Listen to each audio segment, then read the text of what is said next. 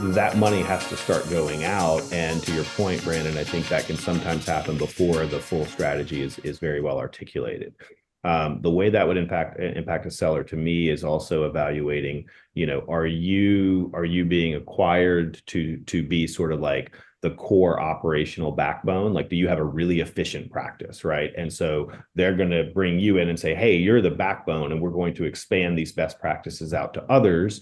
Okay, that's one situation, right? In that place, I'd say the seller is in a very attractive position because they get to sort of, with the mothership of the private equity firm, they get to sort of impose those practices onto the other businesses. However, if you've got a practice that maybe is light on cash flow percentage relative to the industry, or has some other kind of operational inefficiencies, then you've got to be honest about that with yourself. And you've got to understand that those are probably not going to be tolerated under a private equity ownership, right? So that means that they're going to be applying somebody else's best practices to you.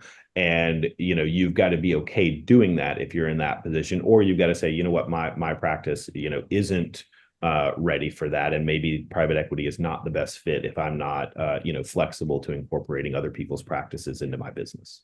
Yeah. I think also too, like there are so many new people coming into the industry that I think as a seller, like asking those type of questions, like as far as number one, what kind of structures and systems does the private equity already have built?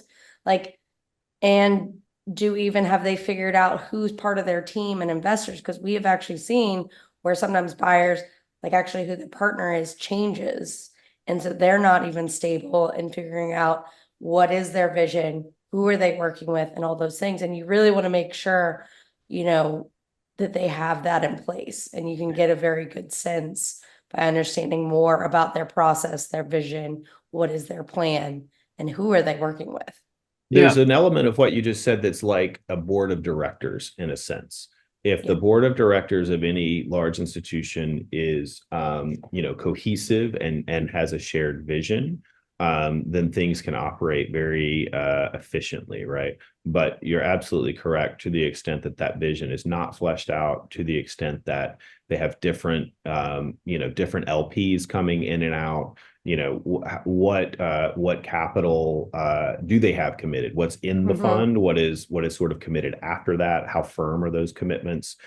There's a lot of topics like that as you go through the fit part of the conversation that really do matter, because once you're underneath their umbrella, it is very much like a corporate environment where, if you're a VP or an SVP, or, even if you're a C-level employee at a large institution, you're not necessarily making the decisions if depending on how the board operates, right? So they form that layer.